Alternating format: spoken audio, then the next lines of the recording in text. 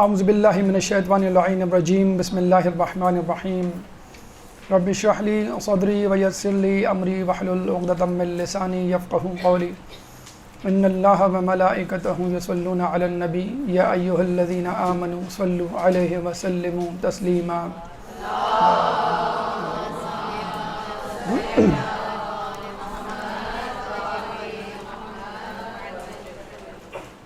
زیارت عراق کا سلسلہ جاری ہے اور اس ضمن میں آج ہماری 10ویں نشست ہے۔ اب تک ہم زیارت نجف سے بہراور ہوئے، اس کے بعد وادی سلام گئے زیارت کے واسطے۔ اب ہمارا رخ نجف سے باہر یا اس سے متصل کہہ لیجیے شہر کوفہ ہے، اور جس کی اہمیت وہاں موجود ایک مسجد کی وجہ سے ہے، اور آنے والے دور میں چونکہ امام زمانہ کا دارالخلافہ بنے گا،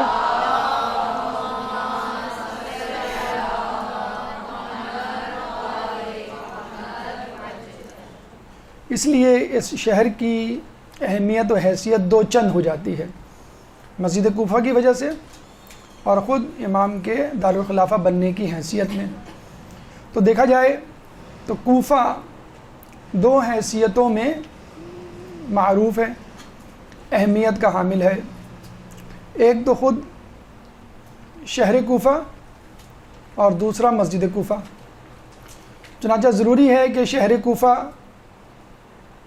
کا تاریخی پس منظر اور اس کی فضیلت ہمیں معلوم ہو، جس طرح نجف شہر کی فضیلت اور تاریخی پس منظر ہے، اسی طرح خود شہر کوفہ کا تاریخی پس منظر اور فضیلت ہے۔ پھر شہر کوفہ میں موجود مسجد کوفہ خود اس کی ایک تاریخی اہمیت، تاریخی پس منظر ہے، اور خود اس کی ایک اپنی فضیلت ہے۔ تاریخی پس منظر انسانوں کا بنایا ہوا ہوتا ہے اور فضیلت اللہ کی طرف سے ودیعت کردہ ہوتی ہے۔ دوسرے مرحلے میں ہماری گفتگو مقامات و اعمال مسجد کوفہ، مسجد کوفہ میں موجود جو ستون ہیں، 12 ستون، ان کی سیر، ان کی زیارت اور ان پہ کیے جانے والے اعمال مختصراً آپ کے سامنے گوش گزار کیے جائیں گے۔ تیسرے مرحلے میں شخصیات جو مدفون ہیں مسجد کوفہ میں، مسجد کوفہ سے متصل ہال میں، مسلم بن عقیل، مختار ثقفی اور ہانی بن عروہ۔ چوتھے مرحلے میں مسجد کوفہ کا امام زمانہ کے وقت کیا اہمیت،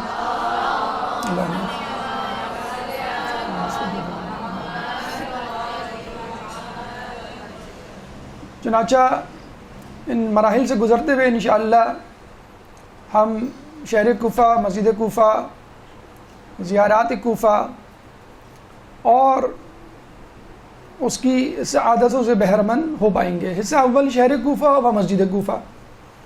پہلے ہم شہر کوفہ کے بارے میں گفتگو کریں گے، اس کا تاریخی پس منظر آپ کے سامنے پیش کریں گے، پھر اس کی فضیلت، اسی طرح مسجد کوفہ کا تاریخی پس منظر اور مسجد کوفہ کی فضیلت۔ شہر کوفہ کہ جس میں مسجد کوفہ موجود ہے، نجف سے 10 کلومیٹر دور شمال مشرق میں، اور دریائے فرات کے کنارے، معتدل آب و ہوا کی حامل زرخیز علاقہ جہاں پہ یہ کوفہ موجود ہے۔ اگر ہم تاریخی پس منظر کے حوالے سے بات کریں شہر کوفہ میں، تو سب سے پہلے اس شہر کو بسانے میں سعد بن ابی وقاص اور ان کے لشکر کا آتا ہے کہ جو خلیفہ دویم کے زمانے میں جنگی محاذ پر جا رہے تھے اور آنے جانے میں بہت زیادہ وقت اور پیسہ خرچ ہوا کرتا تھا، لوگوں کا واپس مدینے آنا، پھر سیٹل ہونا، پھر حکم ملنا، پھر دوبارہ جانا. تو انہوں نے سوچا کیوں نہ ہم ایسا بیس بنائیں مدینے سے باہر کہ جہاں سے مختلف مقامات پر ملکوں کے لیے لشکر بھیجے جا سکیں. جیسے آج کل کے دور میں بیس بنائے جاتے ہیں، امریکن بیس، نیٹو کے بیس، یورپین بیس، جو کبھی جزیروں میں ہوتے ہیں، کبھی سمندروں میں ہوتے ہیں، اور کبھی ملکوں کی سرزمین میں ہوتے ہیں. چنانچہ یہ کہ فوجی چھاونی تھی جو ملیٹنٹس اور لشکریوں اور سپاہیوں پر مشتمل تھی. تقریباً 1 لاکھ فوجی اس وقت موجود تھے، اور انہوں نے خلیفہ وقت کو خط لکھا کہ ہم کیا کریں، 1 لاکھ کی فوج ہے، اس کو دوبارہ مدینے لانا، پھر انتظار کرنا حکم ثانی کا، پھر دوبارہ چلے جانا ایک مشکل کام ہے. تو فیصلہ یہ ہوا کہ آپ مدینے سے باہر عراق میں ہی کوئی ایسی جگہ ڈھونڈ لیجئے کہ جہاں پہ ان لشکریوں سپاہیوں کی رہائش، کھانے پینے کا بندوبست ہو سکے، اور پھر وہیں سے لشکروں کی آمد و رفت مختلف ممالک میں محاذ پر بھیجی جا سکے. چنانچہ 1 لاکھ فوجیوں کو سیٹل کروایا گیا. پہلے موصل گئے، اس کے بعد مدائن، پھر بصرہ. لیکن یہ علاقے اپنی شدت حرارت کی وجہ سے ان کو مناسب نہ لگے. کوفہ ایک معتدل آب و ہوا پر مشتمل شہر تھا، دریا کے کنارے تھا، زرخیز تھا، تو یہ علاقہ ان کو بہتر لگا. چنانچہ یہاں پر گھر بسائے گئے. اب چونکہ وہ کنٹونمنٹ بورڈ یا یوں کہہ لیجئے چھاونی، فوجی چھاونی طرز کی رہائش تھی، تو پختہ عمارت بنانے کی بجائے انہوں نے لکڑیوں کے، چٹائیوں کے، بانسوں کے گھر بنانے شروع کر دیے. اور لکڑی آپ کو معلوم ہے آگ بڑی آسانی سے پکڑ لیتی ہے، اور اس زمانے میں آگ جلا کر لکڑیوں سے یا جھاڑ یا پودوں سے کھانا پکایا جاتا تھا. ایک دفعہ آگ لگی تو پورے شہر کو اپنی لپیٹ میں لے لیا. پھر اس کے بعد لوگوں نے پختہ مکان بنانے شروع کر دیے. جن لوگوں کو مسلمانوں نے 1400 سال پہلے چھوڑا تھا، آج اس طرز تعمیر کو یورپ اور امریکہ نے اور کینیڈا نے اپنایا ہوا ہے.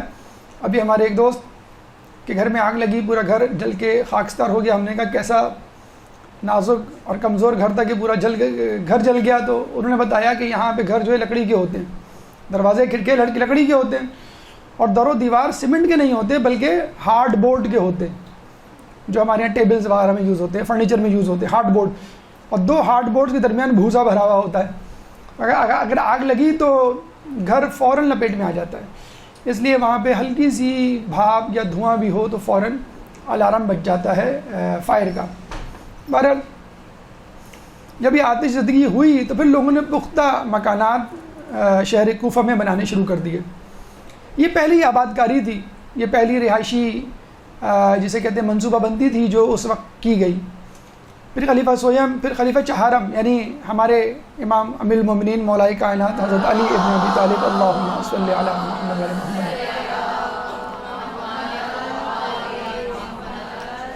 کے زمانے میں اس شہر کو 4 چاند لگے. حقیقی طور پہ معنویت پیدا ہوئی، حقیقی طور پہ لوگوں نے اس کی اہمیت کو درک کیا کہ اگر علی نے کسی سرزمین کو چنا ہے اپنی رہائش کے لیے تو یقیناً وہ سرزمین اہمیت کی حامل ہوگی.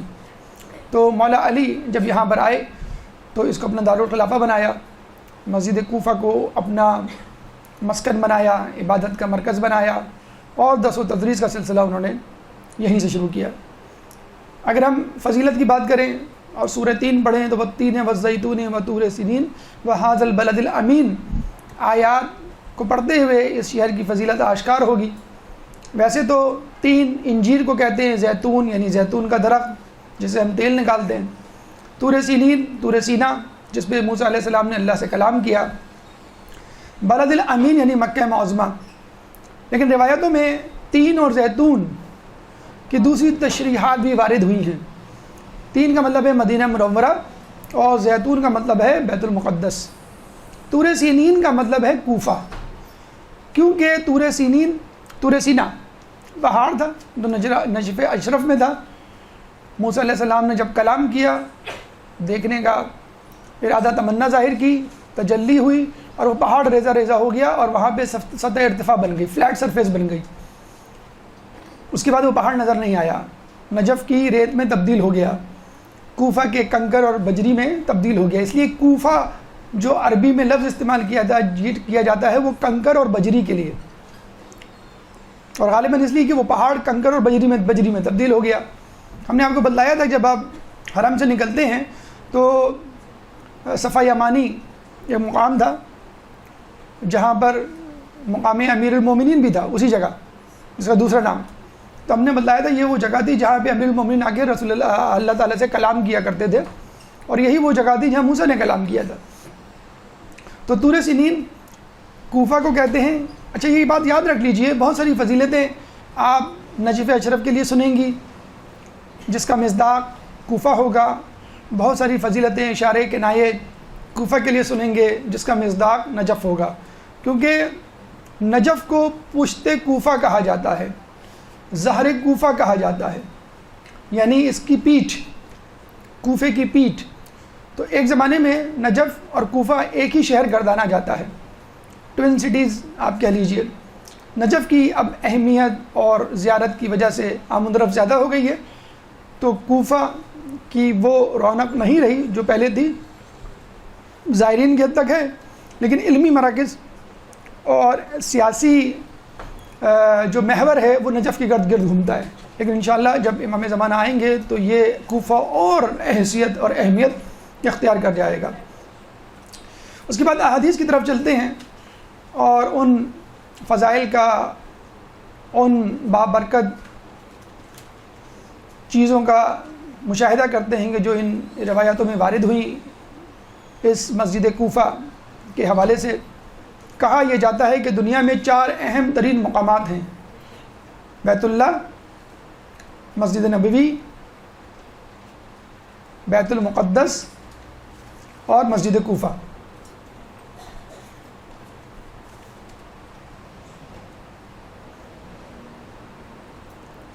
چنانچہ ان شہروں کے بارے میں کہا جاتا ہے کہ 1 درہم یہاں پہ صدقہ کرنا 100 درہم صدقہ کرنے کے برابر ہے، اور 2 رکعت نماز پڑھنا 100 رکعت نماز پڑھنے کے برابر ہے. گویا اللہ تعالیٰ چاہتا ہے کہ ان 4 مقامات پر آمد و رفت رہے. نمبر 2، ان 4 مقامات پر خوشحالی برقرار رہے.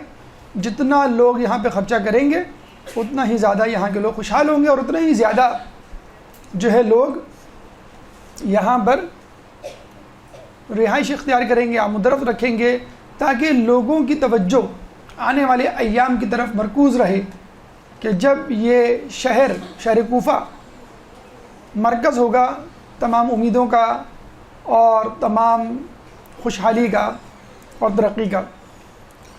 مسجد کوفہ کی ڈائمنشن اگر آپ سمجھیں تفصیل کے ساتھ تو اس کی لمبائی 110 میٹر، چوڑائی 101 میٹر، تقریباً اسکوائر کہہ لیجیے آپ، مربع تقریباً. رقبہ 11,110 میٹر اسکوائر، 10 میٹر اونچی دیواریں، کھلی فضا کا رقبہ 5,642 5642. شبستانوں یعنی کوریڈورز جو کہ ڈھکے ہوئے ہیں چھت سے وہ ہیں 5,520 میٹر. ستونوں کی تعداد 187 187، میناروں کی تعداد 4 اور اونچائی ان میناروں کی 30 میٹر. تاریخی پس منظر اگر ہم کوفے کا دیکھیں، مسجد کوفے کا، تو اس کو سب سے پہلے حضرت آدم علیہ السلام نے آباد کیا. آدم علیہ السلام جب آئے تو یہاں پہ انہوں نے عبادت کی اور یہاں پہ توبہ کی، اور یہیں پہ ان کی توبہ کو قبول کیا گیا. پھر اس کے بعد یہی وہ جگہ تھی کہ جہاں پہ حضرت نوح علیہ السلام نے اپنی کشتی بنائی. مسجد کوفہ ہی حضرت نوح علیہ السلام کا گھر تھا، اور یہیں پر انہوں نے اپنے اصحاب کو جمع کیا تھا. کہتے ہیں کہ جب یہ فیصلہ کرنا پڑا کہ لشکریوں کو کہاں رکھا جائے تو سلمان فارسی اور حذیفہ یمانی کو کہا گیا کہ آپ جگہ تلاش کریں، آپ کی متعین کردہ جگہ کو ہم اپنا مسکن بنائیں گے. تو سلمان فارسی دریائے فرات کے مغربی کنارے اور حذیفہ یمانی دریائے فرات کے مشرقی کنارے چلتے چلے گئے، میلوں دور چلے لیکن ان کو کوئی جگہ نظر نہیں آئی، تھک ہار کے ایک جگہ بیٹھ گئے، اور جہاں بیٹھے انہوں نے کہا کہ یہی جگہ ہمیں زیادہ مناسب لگتی ہے، 2 رکعت نماز پڑھی اور پھر وہاں پہ مسجد بنائی، دعا کی اللہ اس جگہ کو استقامت کا، سلامتی کا، ترقی کا مرکز و محور بنا، اور جہاں مسجد بنی وہی مسجد، اسی جگہ بننے والی مسجد مسجد کوفہ کہلائی۔ اس کے بعد صحیح معنوں میں اس مسجد کی معنویت، اہمیت، حیثیت کو 4 چاند اس وقت لگے جب چوتھے خلیفہ مسلمانوں کے ہمارے پہلے امام امیر المومنین اس شہر میں وارد ہوئے۔ اللہم صلی علی محمد و علی محمد۔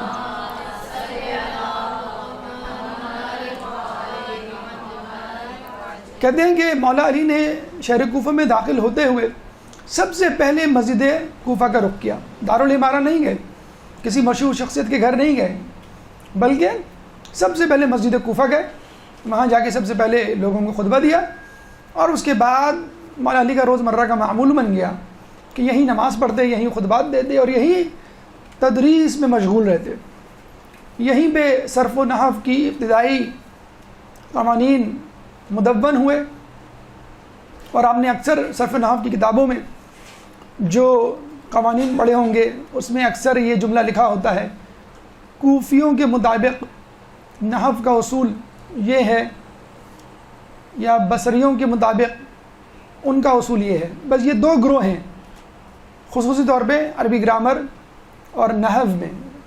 عربی گرامر 2 حصوں پر مشتمل ہے، صرف اور نحو۔ نحو میں جو گفتگو ہوتی ہے، بحث ہوتی ہے، اس میں 2 گروہ زیادہ مشہور ہیں۔ جیسے ہم کہہ سکتے ہیں کہ آج کل کے دور میں انگلینڈ اور امریکہ 2 تھیولوجی، 2 آئیڈیالوجی یا 2 تھیوریز چلتی ہیں ہر معاملے میں، میڈیکل ہو، انجینئرنگ ہو، آئی ٹی ہو۔ تو اس زمانے میں نحو میں اور دیگر علوم میں بصرہ اور کوفہ والوں کے گروہ یا بصرہ اور کوفہ کے علماء کی جو ہے وہ باتیں، گفتگو، منطق اور دلائل معتبر مانے جاتے تھے۔ تو کوفہ اور بصرہ یہیں پہ مولا علی کے زیادہ اسٹوڈنٹس تھے، اور کوفہ اس میں نمایاں تھا۔ تو جس طرح مدینہ کو، مسجد نبوی کو چھٹے امام جعفر صادق علیہ السلام نے اللہم صلی علی محمد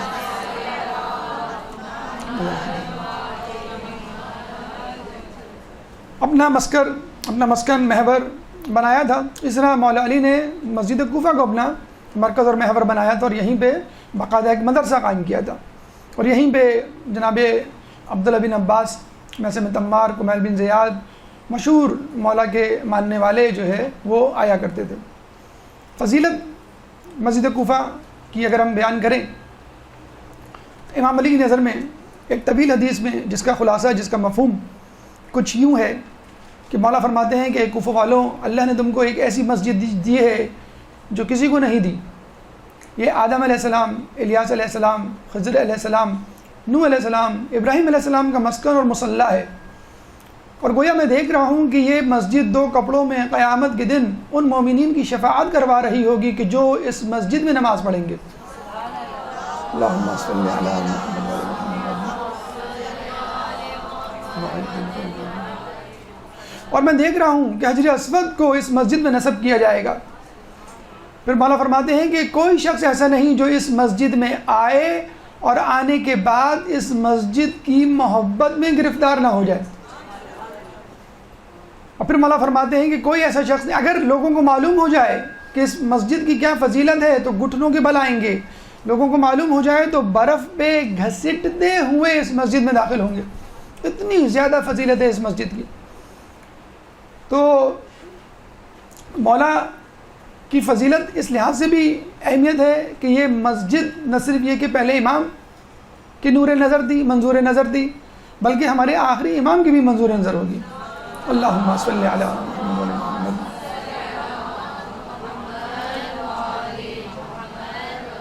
یقیناً جس طرح بیت اللہ کے بارے میں کہا جاتا ہے کہ جب آدمی پہلی مرتبہ اس کو دیکھتا ہے تو اپنے ہوش و حواس میں نہیں رہتا، کھو جاتا ہے اس کے حسن میں، بالکل اسی طرح اس وقت اور ہمیشہ سے خصوصی طور پہ اس وقت مسجد کوفہ کا حسن اور جمال اور اس کا سحر جو ہے اپنے عروج پر ہے، خصوصاً صبح کے وقت، خصوصاً رات کے وقت ایک عجیب سما، ایک عجیب روح پرور منظر ہوتا ہے۔ اگر آپ اس کے صحن میں کھڑے ہوں یا بیٹھے ہوئے ہوں آپ کو نظر آئے گا، محسوس ہوگا باقاعدہ، جیسے بارش ہوتی ہے تو بارش کے قطرے آپ کے کپڑے گیلے کرتے ہیں، ایک نور کی بارش ہو رہی ہوتی ہے، جس سے آپ کو اپنا بدن، اپنی روح تر و تازہ ہوتی ہوئی نظر آتی ہے، اور وہاں سے جانے کا جی نہیں چاہتا، اتنا روح پرور منظر ہے۔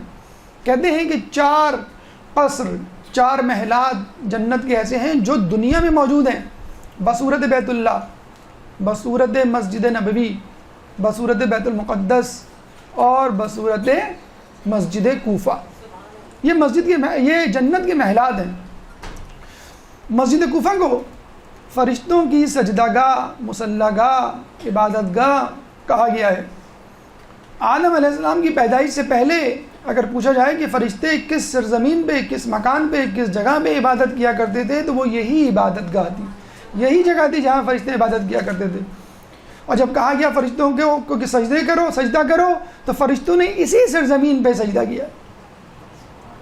یہ مسجد 1000 پیغمبروں اور 1000 اوصیاء پیغمبروں کی گزرگاہ اور ان کا مصلی قرار پائی۔ یہاں پہ 1000 پیغمبروں، 1000 اوصیاؤں نے عبادت کی۔ 4 جگہوں پہ نماز جو ہے وہ مکمل پڑھی جا سکتی ہے۔ آپشن ہے آپ کے پاس بیت الحرام، مسجد نبوی، حائر حسینی اور مسجد کوفہ۔ یہاں پہ نماز پڑھنے کا ثواب حج کے برابر واجب نماز کا، اور نفل نماز کا ثواب عمرے کے برابر۔ لیکن کون سا حج، کون سا عمرہ؟ وہ حج جو رسول اللہ کی ہمراہی میں کیا گیا، وہ عمرہ جو رسول اللہ کی ہمراہی میں کیا گیا۔ اتنا زیادہ ثواب اس مسجد میں واجب اور نفل دونوں نمازوں کا۔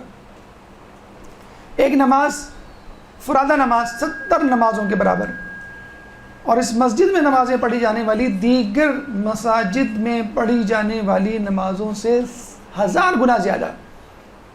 مسجد کوفہ میں پڑھی جانے والی نماز 1000 گنا زیادہ اور جگہوں پر پڑھی جانے والی نماز سے۔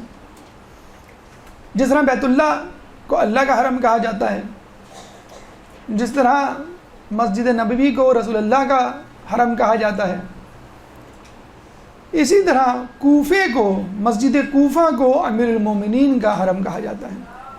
اللہم صلی علی محمد و آل محمد۔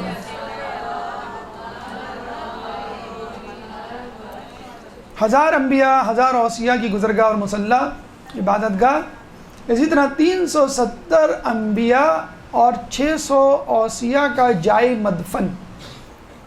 ہمیں نہیں معلوم، لیکن اسی مسجد کے صحن میں 370 انبیاء اور 600 اوصیاء دفن ہیں۔ اور جب قیامت کے دن اٹھائی جائیں گے تو ہمیں معلوم ہوگا یہاں کتنی بڑی بڑی شخصیات دفن تھیں۔ اور سب سے اہم بات آنے والے دور میں اللہ سے دعا ہے کہ وہ ہمارا ہی دور ثابت ہو، امام زمانہ کی حکومت کا مرکز۔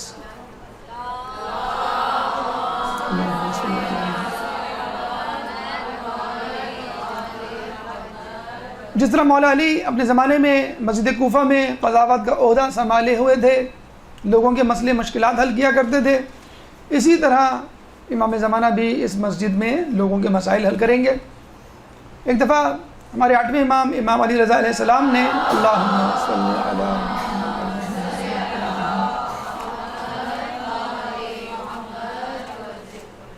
نے فرمایا، کسی شخص سے پوچھا کہ تم کہاں رہتے ہو؟ اس نے کہا میں کوفے میں رہتا ہوں۔ امام نے کہا کہ تم تو بہت اچھی جگہ رہتے ہو، اور پھر کہا کہ وہ نوح علیہ السلام کا گھر ہے، تمہیں نہیں معلوم کہ اگر کوئی شخص اس میں 100 مرتبہ داخل ہو، 100 مرتبہ استغفار کرے تو اللہ تعالیٰ اس کو 100 مرتبہ بخشتا ہے، 100 مرتبہ مغفرت کرے گا تو اللہ تعالیٰ اس کو 100 مرتبہ اس کی مغفرت فرمائے گا۔ ایک اور اہم چیز قیامت کے حوالے سے، جب نفخ صور پھونکا جائے گا، جب اسرافیل علیہ السلام صور پھونکیں گے، تو یہ وہی جگہ ہے جہاں پہ اسرافیل علیہ السلام صور لے کے پھونکیں گے، اور تمام دنیا، تمام موجودات، تمام مخلوقات مر جائے گی، اور دوبارہ صور پھونکنے پہ یہی مخلوقات دوبارہ زندہ ہو جائے گی۔ کوفہ سے یا پشت کوفہ سے یہ روایت وادی سلام کے لیے بھی آتی ہے کہ 70,000 تو لوگ ایسے ہوں گے جو بغیر حساب کتاب کے جنت میں جائیں گے۔ 70,000 افراد نورانی چہرے والے ہوں گے جو یہاں سے یا دیگر روایت کے مطابق وادی سلام سے اٹھائے جائیں گے۔ مسجد کوفہ یقیناً ایک بہت بڑی مسجد ہے۔ مسجد کوفہ یقیناً بہت ساری زیارات کا مجموعہ ہے، چنانچہ آدمی تھک جاتا ہے اور تھک کے بیٹھ جاتا ہے، تو کہا یہ گیا ہے کہ اگر مسجد کوفہ میں بیٹھنے والا کچھ نہ پڑھے، کوئی تلاوت نہ کرے، کوئی ذکر نہ کرے، کوئی نماز نہ پڑھے، فقط مسجد کوفہ میں بیٹھا رہے تو بھی اس کو ثواب ملے گا۔ کتنا بڑا اجر ہے۔ جیسے ماہ رمضان کے لیے کہا جاتا ہے کہ ماہ رمضان میں سونا عبادت اور سانس تسبیح، اسی طرح مسجد کوفہ میں اگر آپ بیٹھ بھی گئے تو بھی آپ کا بیٹھنا رائے گا نہیں جائے گا بغیر عبادت کے عبادت۔ مسجد کوفہ کو اگر آپ 2 برابر حصوں میں تقسیم کریں تو اس کا داہنا حصہ کہا گیا ہے کہ زیادہ پربرکت ہے بنسبت بائیں حصے کے۔ اچھا، اس کا مرکزی دروازہ بڑا دروازہ ہے اور باب کندہ ہے، ہم بتلائیں گے آپ کو، وہ یہاں پر ہے، یہ ایرو نظر آ رہا ہے آپ کو، ٹھیک ہے، اس جگہ ہے، لیکن یہ دروازہ بند ہے، چنانچہ ہم یہاں سے داخل ہوتے ہیں، ٹھیک ہے۔ باب ثعبان ابھی آئے گا اس کا تذکرہ۔ تو مسجد کوفہ کا دایاں حصہ بائیں حصے سے افضل ہے۔ اچھا، اگر ہم مسجد ثعبان سے داخل ہوں تو دایاں حصہ یہ کہلائے گا، یہ والا، ٹھیک ہے، اس طرف کا جہاں پہ لکھا ہوا ہے المسجد الاعظم بالکوفہ۔ یہاں پر آگے چل کے محراب شہادت ہے جہاں مولا کو شہید کیا گیا، پیچھے آئیے تو مقام آدم علیہ السلام ہے، اور پیچھے آئیے تو نوح علیہ السلام ہے۔ اچھا، اب آپ یہ کہیں گے بھائی یہ تو آپ نے جو آدھا حصہ کیا ہے دایاں حصہ، وہ تو باب ثعبان یعنی یہاں سے داخل ہوتے ہوئے کیا ہے، ٹھیک ہے، لیکن اگر آپ یہاں سے داخل ہوں، باب کندہ جو مرکزی دروازہ ہے جو آج کل بند ہے، یہاں سے داخل ہوں گے اور یہاں سے اگر اس کو 2 حصوں میں تقسیم کریں تو اتفاقاً وہی چیزیں دوبارہ آئیں گی، یہاں پر وہی محراب شہادت آئے گی، یہاں پر مقام آدم آئے گا اور یہ نوح کا کنواں، اتفاقاً کہ وہی چیزیں تبدیل نہیں ہوں گا، چاہے آپ باب کندہ سے داخل ہوں جو کہ مرکزی دروازہ ہے لیکن آج کل بند ہے، کافی عرصے سے بند ہے، باب ثعبان سے آج کل داخل ہوا جاتا ہے اور لوگوں کو معلوم ہی نہیں، لوگ سمجھتے ہیں کہ شاید یہی مرکزی دروازہ ہے، مرکزی دروازہ باب کندہ ہے، لیکن دونوں دروازوں سے داخل ہوں اور اس کو 2 حصوں میں تقسیم کریں تو دونوں صورتوں میں جو دایاں حصہ ہے اس میں محراب شہادت، مقام آدم اور مقام نوح، اور ان تینوں ہی کی سب سے زیادہ فضیلت ہے، اور آدم علیہ السلام کے حوالے سے مقام آدم کے، کیونکہ مقام آدم میں خود مولا علی بھی عبادت کیا کرتے تھے، تو جو 12 ستون ہم ابھی پڑھنے جا رہے ہیں اس میں مقام آدم کی بہت بڑی فضیلت وارد ہوئی ہے۔ تو دونوں صورتوں میں دایاں حصہ ان تینوں مقامات کو لیے ہوئے ہوگا اور تینوں مقامات سب سے زیادہ اہم سمجھے جاتے ہیں۔ مولا فرماتے ہیں کہ اگر لوگوں کو مسجد کوفہ کی اہمیت کا اندازہ ہو جائے تو وہ بچوں کی طرح گھٹنوں کے بل چل کر آئیں، اتنی زیادہ اہمیت ہے۔ ہم بسوں میں جاتے ہیں، کبھی پیدل جائیں گے تھک جائیں گے، یہاں کہا جا رہا ہے گھٹنوں کے بل، اور پہلی والی روایت میں کیا کہا گیا کہ لوگوں کو اگر مسجد کوفہ کی اہمیت کا اندازہ ہو جائے تو وہ برف پر رینگتے ہوئے آئیں گے، اس کی ٹھنڈک، اس کی تکلیف برداشت کر لیں گے لیکن کوشش کریں گے کہ اس مسجد تک پہنچ جائیں۔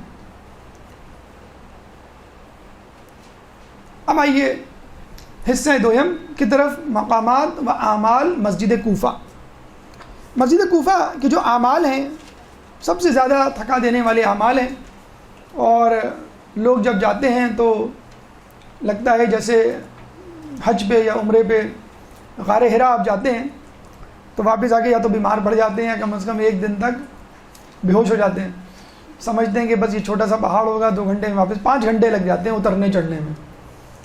تو مسجد کوفہ کا بھی یہی ہے، تقریباً 5 گھنٹے لگ جائیں گے آپ کو وہاں جانے میں، وہاں پہ اعمال کرنے میں۔ بہتر طریقہ یہ ہے، مطلب خود زائرین کے لیے بھی اور کاروان والوں کے لیے بھی، کہ فریش لے کے جائیں لوگوں کو، اس سے پہلے کوئی زیارت نہیں ہونی چاہیے، بلکہ ہوتا یہ ہے کہ جب آ رہے ہوتے ہیں تو بیت علی کی زیارت کرتے ہوئے آتے ہیں، میسے میں تمار کی زیارت کرتے ہوئے آتے ہیں، وہ بھی نہ کریں آپ، مسجد حنانہ سے ہوتے ہوئے آتے ہیں، نہیں، ڈائریکٹ مسجد کوفہ آئیں، یہاں پہ اعمال کریں، پھر اس کے بعد آپ باقی چیزیں ٹچ کریں، کیونکہ اگر آپ نے 2-3 جگہوں پہ، آدمی فطرت ہے انسان کی، شروع میں جوش و خروش ہوتا ہے، بیت علی چھوٹا سا ہے لیکن بڑے جوش و خروش میں گھوم رہا ہوتا ہے اور چکر لگا رہا ہوتا ہے، چھوٹا سا گھر ہے، اور جب وہی ظاہر جو ہے کوفہ میں، مسجد کوفہ میں آتا ہے، اتنی بڑی مسجد دیکھ کے حیران رہ جاتا ہے، پریشان ہو جاتا ہے، جب بتایا جاتا ہے یہاں پہ جو ہے وہ 12 ستون ہیں، 3 شخصیات ہیں، اور یہ اور وہ یہ اعمال ہیں، تو پریشان ہو جاتا ہے۔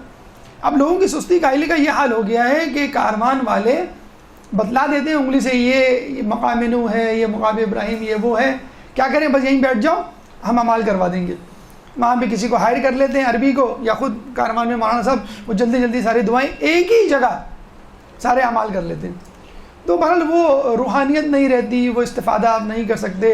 ہر مقام کی اپنی ایک سعادت ہوتی ہے، ہر مقام پر مختلف قدم، کسی مقام پر نوح علیہ السلام کے قدم، کسی پہ جبرائیل کے پر لگے، کسی پہ مولا علی کے، کسی پہ چوتھے امام کے، تو مختلف مقامات ہیں۔ بہتر یہی ہے، افضل یہی ہے، ہر مقام کی جو عبادت ہے اسی مقام پر انجام دی جائے۔ ہر مقام کی اپنی اہمیت ہے۔ تو اس کو جس طرح ہم نے نجف میں حرم نجف، حرم مولا کے بارے میں تفصیل پڑھی تھی اور کہا تھا اس کو آپ یاد کر لیجئے، اور جب آپ یاد کر لیں گے تو جب آپ جائیں گے تو آپ کو اندازہ ہو جائے گا میرے دائیں بائیں آس پاس کیا ہے۔ اس طرح آپ اس چارٹ کو یاد کر لیجئے، کم از کم یہ جو 12 ستون ہیں، 12 مقامات ہیں، یہ آپ کو ازبر ہونا چاہیے۔ 12 + 3 شخصیات ہیں، 15 اسپاٹس ہیں جہاں پہ آپ کو جانا ہے اور اعمال انجام دینے ہیں۔ انہی کو اب ہم ڈسکس کرنے جا رہے ہیں ایک ایک کر کے، ان کا تاریخی پس منظر، فضیلت اور اعمال جو آپ کو وہاں کرنے ہوں گے۔ یہ پہلے دیکھ لیجئے کہ یہ مسجد کا جو ہے محل وقوع اور اس کی انٹری اور ایگزٹ اور مقامات دیکھیے۔ یہ ہے باب الکندہ، باب کندہ، یہ مرکزی گیٹ ہے جو عموماً بند رہتا ہے۔ تو آپ آئیں گے یہاں سے، ٹھیک ہے، یہاں بیت علی ہے، پھر دارالعمارہ ہے، پھر یہاں سے ہوتے ہوئے جب آپ آئیں گے تو الٹے سیدھے ہاتھ پہ ٹرن ہوں گے، تو یہاں پہ جو پہلا گیٹ ہوگا باب ثعبان، ثعبان کہتے ہیں اسنیک یا اژدہے کو، اور یہ ہے باب الانمات۔ انمات بھی بعض وقت کھلا رہتا ہے، لیکن باب ثعبان سے انٹری دخول کی زیادہ فضیلت ہے، لوگ یہیں سے داخل ہوتے ہیں، ٹھیک ہے۔ پہلا مقام مقام حضرت ابراہیم، پہلا ستون، چھوٹے چھوٹے چبوترے ہیں، منڈیر ہے، اس کو سلیس ٹھیٹ اردو میں ہم کہیں منڈیر، چبوترے، عربی میں دکات یا دکا اس کو کہتے ہیں، ستون بھی آپ کہہ سکتے ہیں۔ تو پہلا ستون مقام حضرت ابراہیم ہے، دوسرا ستون ہم ایک ایک ڈسکس کریں گے، اتنے آپ میں پریشان مت ہوئیے گا، لیکن ایک ذہن میں خاکہ کم از کم ہونا چاہیے۔ دوسرے نمبر پہ مقام حضرت خضر، تیسرے نمبر پہ دکۃ القضا، چوتھے نمبر پہ بیت الدشت، پانچویں نمبر پہ مقام کشتی نوح، چھٹے نمبر پہ دکۃ المعراج، ساتویں نمبر پہ مقام حضرت آدم علیہ السلام، آٹھویں نمبر پہ مقام جبرائیل، نویں نمبر پہ مقام امام سجاد، 10ویں نمبر پہ مقام حضرت نوح، 11ویں نمبر پہ محراب شہادت امیر المومنین، اور 12ویں نمبر پہ مقام امام صادق علیہ السلام۔ اللہم صلی علی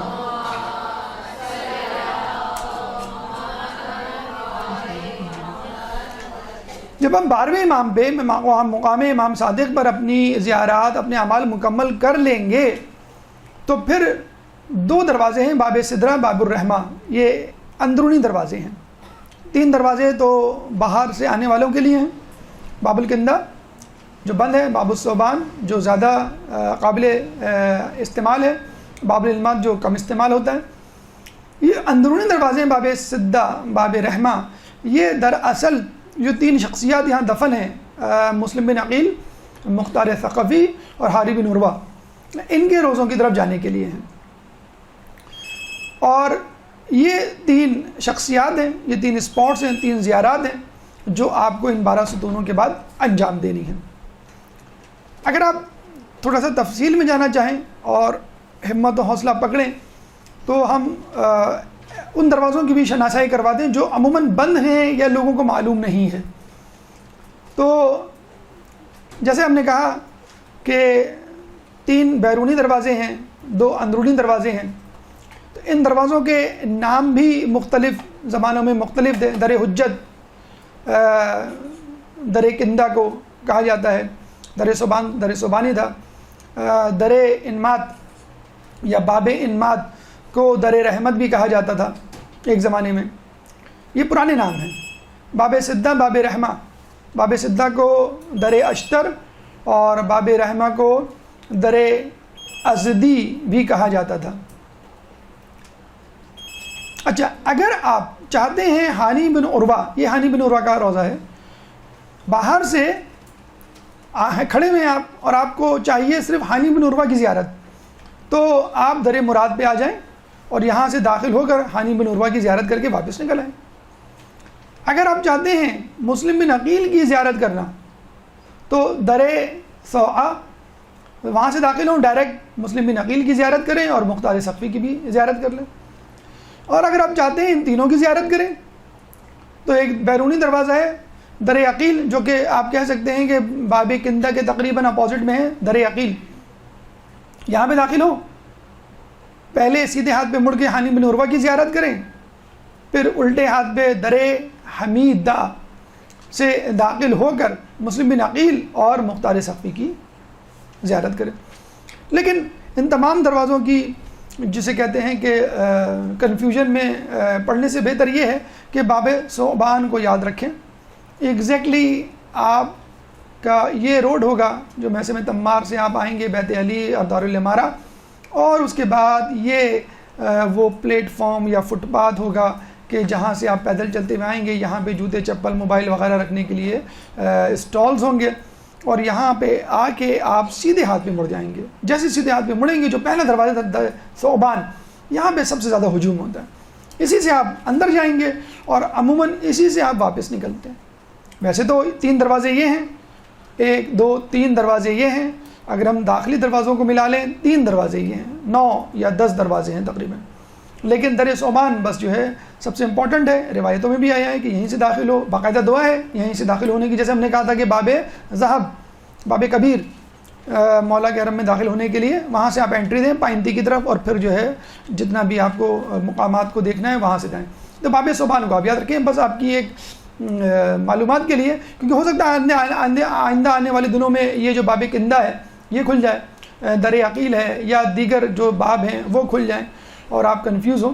در ثعبان یا باب ثعبان آپ کو یاد رکھنا ہے۔ جس طرح نجف اشرف شہر میں داخل ہونا ہی ایک سعادت ہے، جس طرح مکہ مکرمہ میں داخل ہونا ہی ایک سعادت ہے، چاہے جائے کہ بیت الحرام مسجد نبوی میں تو ہے ہی سعادت، لیکن خود شہر مدینہ ایک فضیلت رکھتا ہے۔ اسی طرح کوفے کی مسجد میں داخل ہونا ایک سعادت ہے، لیکن اس سے پہلے خود کوفے کے شہر میں داخل ہونا یہ بھی ایک بہت بڑی سعادت ہے۔ چنانچہ اسی لیے روایتوں میں دعائیں منقول ہیں کہ جب آپ کوفے کے شہر میں داخل ہوں تو عموماً لوگ جو ہیں وہ بس میں ہوتے ہیں اس وقت، کوفے میں تو نجف میں تو یہ ہوتا ہے کہ کافی ڈسٹینس پہ آپ کو اتار دیا جاتا ہے، پھر وہاں پہ آپ اتر کے آگے جاتے ہیں دعا پڑھتے ہوئے۔ کوفے میں آپ ایک دم سے اندر داخل ہو جاتے ہیں، لوگوں کو احساس نہیں ہوتا تو وہ دعا نہیں پڑھ پاتے۔ تو دخول شہر کوفہ بھی جو ہے وہ معنویت رکھتا ہے، اور دعا ہے کہ شہر کوفہ میں داخل ہوتے ہوئے جو پڑھی جانی چاہیے کتابوں میں مل جائے گی۔ ہم یہاں پہ تمام دعائیں الف سے یا تک تو نہیں لکھ سکتے، لیکن جو ابتدائی جملے ہیں ہر دعا کے وہ اشارتاً کنایتاً آپ کو دے رہے ہیں کہ اگر آپ کو ڈھونڈنا ہو تو اس میں مشکل نہ ہو، مفادی میں بھی مل جائیں گی، اور جو زیارات کی کتابیں کاروان والے لے کے جاتے ہیں اس میں بھی مل جائیں گی۔ بہتر یہی ہے کہ کاروان والوں کی جو زیارت کی کتابیں وہ اپنے پاس رکھیں، کیونکہ جب آپ کو اجتماعی اعمال کروائے جاتے ہیں تو مولانا صاحب اسی کتاب سے پڑھتے ہیں، وہی صفحہ نمبر وہ دہرا رہے ہوتے ہیں اور اسی ترتیب سے آپ آگے جا رہے ہوتے ہیں۔ لیکن ٹھیک ہے، اچھی بات ہے اگر آپ کے پاس مفاتی ہو یا کوئی ڈیٹیل کتاب ہو زیارت کی، جیسے ہم نے رہنمائی مصور ایک آپ کو بتلائی تھی جو ایک البم کی صورت میں فارسی میں، اگر وہ بھی رکھ لیں تو کوئی ایسا مذائقہ نہیں ہے۔ اگر آپ تفصیلی طور پہ کرنا چاہ رہے ہیں یا آپ بار بار جا چکے ہیں تو آپ مزید جو ہے وہ سکون سے کرنا چاہتے ہیں اعمال اور ہر جگہ کے، تو بسم اللہ وباللہ وفی سبیل اللہ وعلی ملت رسول اللہ، یہ دعا ہے جو شہر کوفہ میں داخل ہوتے ہوئے آپ کو پڑھنی ہے۔ جب کوفے کے شہر میں داخل ہو گئے اور مسجد کی طرف آپ قدم بڑھا رہے ہیں تو مسجد کی طرف قدم بڑھاتے ہوئے اللہ اکبر ولا الہ الا اللہ والحمد للہ وسبحان اللہ، یہ دعا پڑھتے ہوئے آپ کو جانا ہے۔ اور جب مسجد کے دروازے، کون سے دروازے ہیں؟ باب ثعبان، جہاں پہ انٹری، جہاں پہ دخول زیادہ افضلیت رکھتا ہے، تو السلام علی سیدنا رسول اللہ ہے، اور ایک پوری دعا ہے جو اس کے گیٹ پہ بیٹھ کے کھڑے ہو کے آپ کو پڑھنی ہے۔ دیکھیں ہمارے یہاں لوگ بہت زیادہ ٹائم ویسٹ کر رہے ہوتے ہیں، بس سے اتر کے گپ شپ کر رہے ہوتے ہیں، کون آیا کون نہیں آیا، فلاں کا انتظار کرو، فلاں کو ڈھونڈو۔ تو اس دوران آپ وہ دعائیں پڑھ سکتے ہیں جو منقول ہیں، مثلاً شہر کوفہ میں داخل ہونے والی، اور ضروری نہیں ہے فرض کر لیں آپ شہر کوفہ میں داخل ہوتے ہوئے دعا بھول گئے، کوئی بات نہیں، آپ مسجد کے گیٹ پر آئے لوگوں کو جمع ہونے کا کہا جا رہا ہے. عموماً جب بھی کسی مقام پر آپ جاتے ہیں تو ویٹ کیا جاتا ہے کسی اسپاٹ پہ, یا کہہ دیا جاتا ہے فلاں جگہ آ جائیے گا. آپ بھول گئے دعا, یا موقع نہیں تھا, یا آپ نے مناسب نہیں سمجھا, یاد نہیں آیا, ٹھیک ہے, آپ مسجد کے گیٹ پہ کھڑے, کوئی بات نہیں, شہر کوفہ کی دعا پڑھ لیں, بھول گئے تھے آپ اب پڑھ لیں قضا رجا کی نیت سے جیسے بھی, اور اس کے بعد جو ہے باقی دعائیں کریں. لیکن یہ جو کھڑے ہو کے اگر آپ ایسٹیمیٹ کریں, عقل مند لوگ اگر جو بہت زیادہ ٹائم کانشیس ہوتے ہیں, تو وہ آپ دیکھیے گا آپ کا ٹائم جو ہے وہ انتظار کرنے میں بہت ضائع ہوتا ہے. لوگوں کو جمع ہونے میں, پہلے ہوٹل کی جو لابی ہے وہاں جمع ہونے میں 1-1 گھنٹہ, ہم نے تو اکثر ہی دیکھا ہے, جو مطلب کاروان والے بہت زیادہ اسٹرکٹ نہیں ہوتے ہیں, گھنٹہ 2 گھنٹہ تو کوئی بات نہیں, لیکن کچھ کاروان والے ہوتے ہیں بہت اسٹرکٹ ہوتے ہیں. اگر آپ 5-10 منٹ بھی لیٹ ہو جائیں تو آپ کو چھوڑ کے, اور وہ جان بوجھ کے پہلے دن چھوڑ کے لے کے جاتے ہیں کہ پہلے جو ایک پنشمنٹ مل جائے پھر تمام لوگ چلیں. تو ایسا ہونا بھی چاہیے تاکہ دوسرے لوگوں کا ٹائم ضائع نہ ہو. تو اس ٹائم کو آپ ضائع نہ کریں. اور اب تو بہت زیادہ سہولت ہے ماشاءاللہ, ہر موبائل میں یہ دعائیں اور پورا یہ پیکیج اور پورا زیارت کا جو ہے وہ ایپ جو ہے وہ موجود ہوتا ہے, آپ وہ پڑھ سکتے ہیں. ورنہ جو ہے وہ چھوٹی چھوٹی پاکٹ مفاتی یا کتابیں موجود ہوتی ہیں, ان کو آپ اپنے ساتھ رکھ سکتے ہیں. اس کے بعد جیسے ہم نے بتایا کہ مسجد کوفہ میں آپ کو باب ثعبان سے جو ہے وہ داخل ہونا ہے. باب ثعبان کا جو اگر ہم پس منظر بتائیں تو آپ کو معلوم ہوگا کہ مولا علی ایک دفعہ قضاوت کے منبر پہ فیصلے سنا رہے تھے, لوگوں کو خطبہ دے رہے تھے, تو ایک اژدہا آیا, اس نے مولا علی سے کچھ سوالات پوچھے, مولا علی نے جواب دیے, اور وہ اژدہا اسی دروازے سے آیا تھا اور پھر اسی دروازے سے واپس گیا. تو اس وقت سے اس باب کا نام باب ثعبان پڑ گیا. حاکم شام کو جب یہ معلوم ہوا معجزہ, اور معلوم چلا کہ لوگ اب اس دروازے کو باب ثعبان سے یاد رکھتے ہیں, تو وہ بڑا چراغپا ہوا, اس نے یہاں پر ایک ہاتھی لا کے کھڑا کر دیا اور کہا کہ اس کو باب فیل کہو. تو کچھ کتابوں میں آپ کو نام بھی مل جائے گا باب فیل, باب فیل. تو لوگوں نے کچھ عرصے تک باب فیل کہا, لیکن ان کی زبان پہ وہ نام نہیں چڑھ سکا, تو دوبارہ جو ہے لوگ باب ثعبان پر آ گئے, اور باب ثعبان کا نام لیتے ہی فوراً یہ معجزہ مولا علی کا ہمارے سامنے آتا ہے. جب یہاں میں داخل ہو تو آپ کو اللہ اکبر اللہ اکبر اللہ اکبر ھذا مقام العائز, اور پھر ایک دعا ہے وہ آپ کو اس مقام پر پڑھنی ہے. اب جو ہے وہ 12 اسپاٹس, 12 چبوترے, 12 ستون آپ کو کور کرنے 1 بائی 1, اور ہر ایک کی ایک دعا, ایک زیارت, ایک جو ہے تاریخی پس منظر ہے. دیکھیے باب ثعبان پہ آپ داخل ہو گئے, اور یہ پہلا ستون جو ہے یہ کہلاتا ہے مقام حضرت ابراہیم. جب بھی ہم مقام کسی شخصیت کے آگے لگاتے ہیں تو اس کا مطلب مختصراً یہ ہوتا ہے ایٹ اٹس بریوسٹ, میننگ کہ یہاں پہ وہ شخصیت آئی تھی, اس کے قدم مبارک یہاں پڑے تھے, اس شخصیت کے, اس نے یہاں عبادت کی, یہاں نماز پڑھی, بس سب کم از کم, ورنہ اس سے زیادہ بھی ہو سکتا ہے, کوئی واقعہ بھی اس سے منسوب ہو سکتا ہے. تو یہاں پہ مقام ابراہیم کا مطلب ہے کہ یہاں پہ حضرت ابراہیم علیہ السلام آئے تھے, انہوں نے یہاں پہ عبادت کی تھی. چنانچہ ہم انہی کی یاد میں یہ اس طرح کے چبوترے, منڈیریں جو ہیں وہ چھوٹے چھوٹے وہ ہر جگہ پہ بنی ہوئی ہیں. 4 رکعت نماز, ہر جگہ نماز ہوگی اور ایک دعا ہوگی, بس زیادہ سے زیادہ, اس سے زیادہ ایک آدھ دعا اضافی ہو جائے تو ہو جائے, ورنہ عموماً روٹین ہی ہوتا ہے 2 رکعت یا 4 رکعت نماز اور کوئی دعا. تو 4 رکعت نماز ہے 2 کر کے, ایک میں سورہ حمد کے بعد جو ہے سورہ اخلاص, اور دوسری رکعت میں سورہ حمد کے بعد سورہ قدر, تسبیح فاطمہ پڑھیں, اس کے بعد السلام علی عباد اللہ الصالحین کہہ کے ایک دعا ہے وہ آپ کو یہاں پڑھنی ہوگی. مقام حضرت خضر جو ہے نمبر 2 پر ہے, اور یہاں پر جو ہے حضرت خضر علیہ السلام کا جو ہے وہ گزر ہوا, یہ اس کا ستون, یہ اس کی منڈیر, اور یہاں پہ اس کے اعمال آپ کو کرنے ہیں. مقام دقۃ القضا یہ جو ہے 3 نمبر پہ آپ دیکھیں گے یہاں پر ہے, اور یہاں پہ یہ وہ جگہ ہے کہ جہاں پہ مولا علی جو ہے قضاوت, فیصلہ یا جو ہے وہ قانون پر عمل پیرا کروایا کرتے تھے, لوگوں کو فیصلے سنایا کرتے تھے, قضاوت کیا کرتے تھے, اور لوگوں کے مسئلے حل کیا کرتے تھے. اور اس پہ ایک مقام پہ ان اللہ یأمر بالعدل والاحسان, اللہ تعالیٰ تمہیں عدل اور احسان کا حکم دیتا ہے. لکھی ہوئی ہے یہ آیت سورہ نحل آیت نمبر 90, ان اللہ یأمر بالعدل والاحسان, اللہ تعالیٰ تمہیں عدل اور احسان کا حکم دیتا ہے. بیت الدشت, اچھا بیت الدشت پہلے ہے 4 نمبر پہ, لیکن اگر آپ دیکھیں یہ آپ نے دوسرا ستون کیا، اس کے بعد آپ لیفٹ سائڈ پہ گئے تو پہلے کون سا ستون آئے گا؟ چوتھا نمبر، پھر تیسرا نمبر۔ اس کی وجہ یہ ہے کہ اصل جو ستون ہے وہ 3 نمبر ہے۔ کون سا؟ دکۃ القضا، جہاں پہ مولا علی قضاوت کیا کرتے تھے۔ ایک فیصلہ ایسا تھا کہ جس کے لیے فیصلہ تو یہی ہوا، لیکن یہ آگے چھوٹا سا جو حصہ ہے یہ استعمال ہوا، اس لیے الگ سے اس کا نام پڑ گیا بیت الدشت۔ اب وہ کیا ہے میں آپ کو بتاتا ہوں۔ یہ دیکھیں، یہ اتنا فاصلہ ہے، اتنا چھوٹا سا، یہ ہے بیت الدشت، دکۃ القضا۔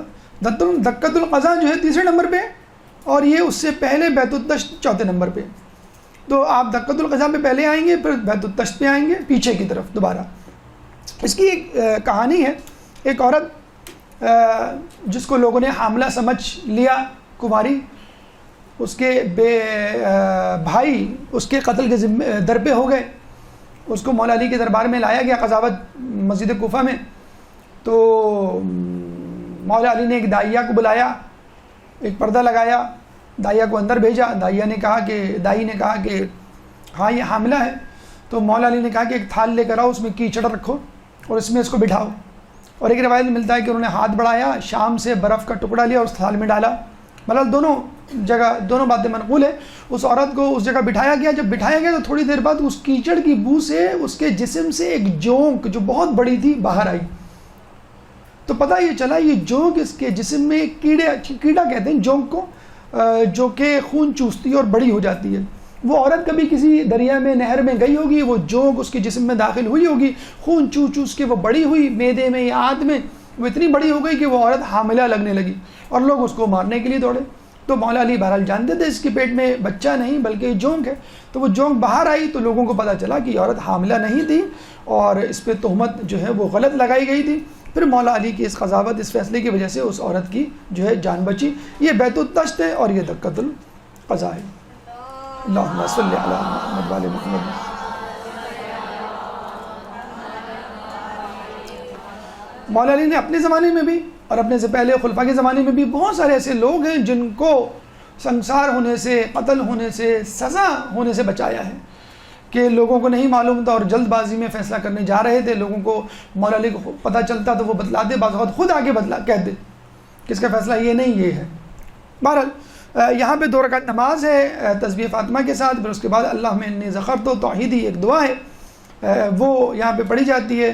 اور یہ بھی ملتا ہے کہ ہمارے چھٹے امام جعفر صادق علیہ السلام نے یہاں پہ 2 رکعت نماز پڑھی۔ اللہم صلی علی محمد وعلی محمد۔ 5واں جو ستون ہے جو بالکل آلموسٹ سینٹر آف مسجد کوفہ ہے، وہ ہے مقام سفینہ نوح۔ یہ وہ مقام ہے کہ جہاں پر حضرت نوح علیہ السلام نے کشتی بنائی۔ اچھا، وہ خود جو ہے نجار یعنی بڑھئی تھے، کارپینٹر تھے، اور باقاعدہ دور دراز سے جو ہے وہ لکڑیاں کاٹ کے تختے لا کر جو ہے وہ کشتی بناتے تھے۔ اور جس جگہ کشتی بنائی اسی جگہ تندور تھا، وہیں سے پانی نکلا۔ جس جگہ کشتی بنائی وہاں تندور تھا اور اسی تندور سے پانی، دیکھیں آگ اور پانی کا ملاپ۔ اچھا، جب کشتی بنائی تو لوگ کہہ رہے ہیں یہاں کشتی کیوں بنا رہے ہو، یہ بیاباں ہیں، یہاں تو کوئی پانی کو نام و نشان نہیں، بارش نہیں اور تندور کے سامنے۔ لیکن وہ جو ہے اپنی بات پہ قائم رہتے تھے، اور اللہ کے حکم سے اللہ نے حکم دیا تھا کہ تم جو ہے اپنے ساتھیوں کے ساتھ مل کر جو ہے وہ کشتی بناؤ۔ پھر بعد میں اسی تندور سے پانی نکلا اور ابلا، اس کا تذکرہ بھی آگے آئے گا۔ اور یہ پانی بہت بابرکت ہے، اس کو سر پہ ڈالنا ایک دعا بھی ہے، منقول ہے، اس کو پڑھیں اور اس کو پئیں۔ اور ابھی بھی یہ کنواں پانی کے ساتھ موجود ہے۔ اللہ تعالیٰ سورہ ہود آیت نمبر 37 میں فرماتا ہے وَاصْنَعِ الْفُلْكَ بِأَعْيُنِنَا وَوَحْيِنَا وَلَا تُخَاطِبْنِي فِي الَّذِينَ ظَلَمُوا إِنَّهُمْ مُغْرَقُونَ۔ وَاصْنَعِ الْفُلْكَ، ہمارے سامنے، بِأَعْيُنِنَا وَوَحْيِنَا، ہمارے سامنے ہماری نگرانی میں کشتی بناؤ، وَلَا تُخَاطِبْنِي فِي الَّذِينَ ظَلَمُوا، اور ہمارے سامنے ان لوگوں کی بات نہ کرو، سفارش نہ کرو جن لوگوں نے ظلم کیا، انہم مغرقون، اور وہ عنقریب غرق کیے جائیں گے۔ اور جب کشتی تیار ہو گئی تو اللہ نے کہا حتی اذا جاء امرنا وفارت التنور وقلنا احمل فيها من كل زوجين اثنين واهلك الا من سبق عليه القول ومن آمن وما آمن معه الا قليل۔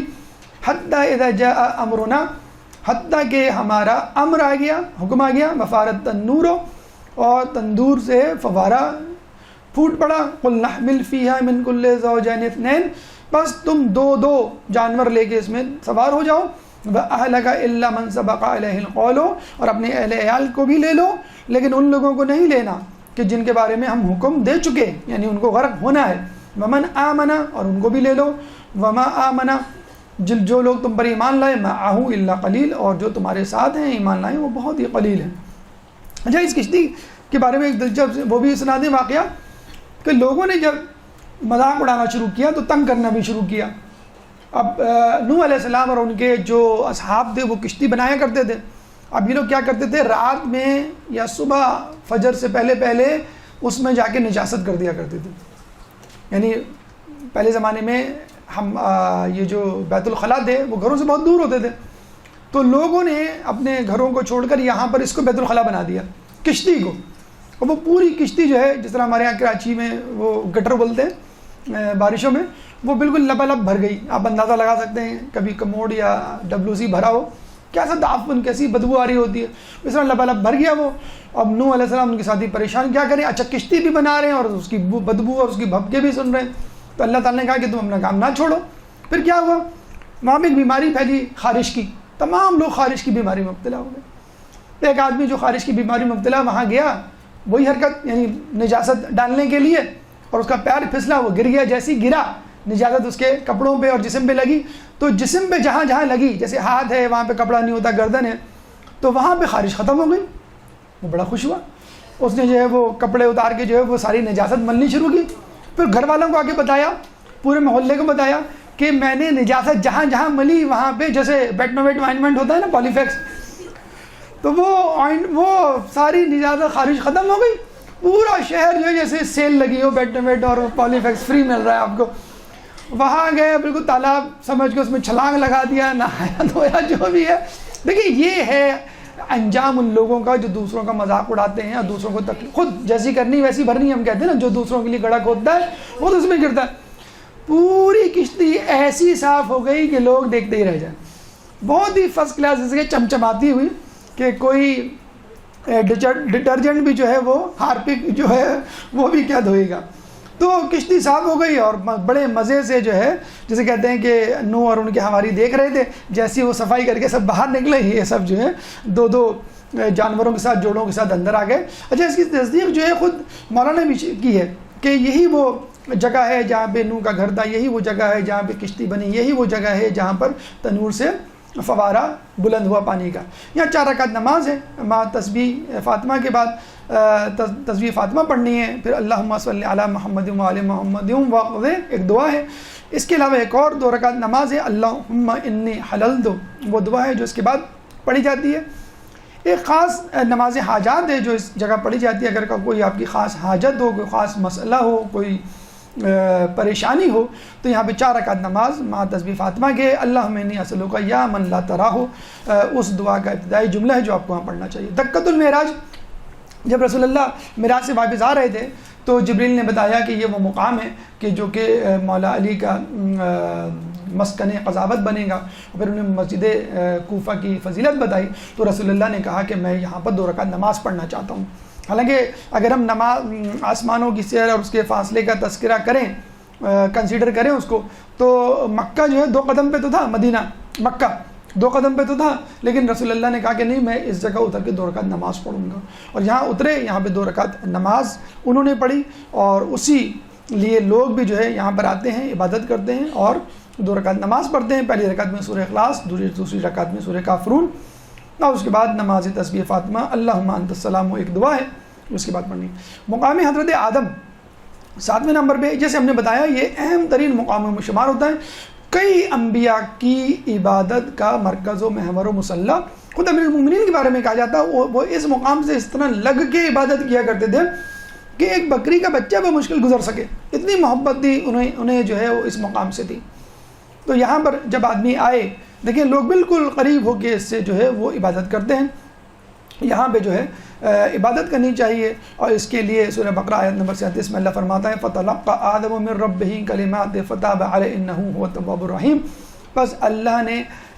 پس آدم نے اللہ سے کچھ کلمات سیکھے، فتاب علیہ، اللہ نے ان کو معاف کر دیا، انہ هو التواب الرحیم، اللہ تعالیٰ معاف کرنے والا اور رحم کرنے والا ہے۔ اور روایت میں آیا ہے وہ کلمات کیا تھے کہ جن کے وسیلے سے آپ نے دعا طلب کی، توبہ طلب کی، وہ پنجتن پاک کے اسماء مقدسہ تھے۔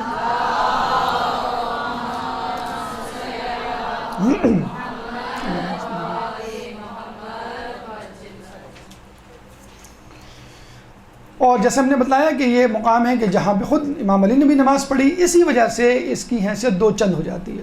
ایک اور اہمیت، کہتے ہیں کہ اسی مقام پر روزانہ 60,000 فرشتے نازل ہوتے ہیں اور وہ واپس چلے جاتے ہیں، پھر 60,000۔ اس طرح کے 60,000 فرشتے جو آتے ہیں ایک دن قیامت تک دوبارہ نہیں آئیں گے۔ اتنا زیادہ رش، اتنا زیادہ تجسس و شوق اور ولولہ ہے فرشتوں میں کہ ایک فرشتے کی دوبارہ باری نہیں آتی۔ پھر یہاں پر ایک دعا ہے، بسم اللہ و باللہ و علی ملت رسول اللہ ہے، 4 رکعت نماز ہے، ہر نماز میں پہلی رکعت میں سورہ قدر، دوسری رکعت میں سورہ توحید، پھر دعا ہے اللہم ان کنت قد عصیتک۔ مقام حضرت جبرائیل، یعنی حضرت جبرائیل یہاں پر آئے 8ویں نمبر پہ، اور یہ جو ہے سیدھے ہاتھ پر موجود ہے مقام آدم کے بالکل اس کے متوازی پیرلل، اور یہاں پر بھی آپ کو 2 رکعت نماز مع تسبیح فاطمہ، اللہم انی اسألک بجمیع، وہ جملہ ہے جو دعا پڑھی جاتی ہے شروع میں، یہ دعا پڑھنی ہے۔ پھر 9ویں مقام پر باب کندہ سے تھوڑا سا آگے مقام امام سجاد ہے، جس کے بارے میں ابو حمزہ سمالی کہتے ہیں کہ ایک دفعہ میں بیٹھا ہوا تھا کہ میں نے دیکھا ایک خوبصورت نوجوان جس کے جسم سے انتہائی خوبصورت انتہائی معطر خوشبو آ رہی ہے، بہترین لباس میں ہے اور نعلین عربی پہنا ہوا ہے، امامہ سر پہ ہے اور تکبیر کہہ رہا ہے۔ جب اس نے تکبیرۃ الاحرام کی کہی تو میں اس کی ہیبت سے گر پڑا، اور جب وہ شخص سجدے میں گیا تو اس نے دعائیں پڑھی، اور سجدے میں جا کر جب اس نے یا کریموں کا ورد کیا تو جب تک سانس نہیں ٹوٹ گئی یا کریموں کا ورد کرتا رہا۔ جب اس شخص نے اپنی جو ہے وہ پیشانی اٹھائی تو مجھے پتہ چلا کہ یہ ہمارے چوتھے امام زین العابدین علیہ السلام ہیں۔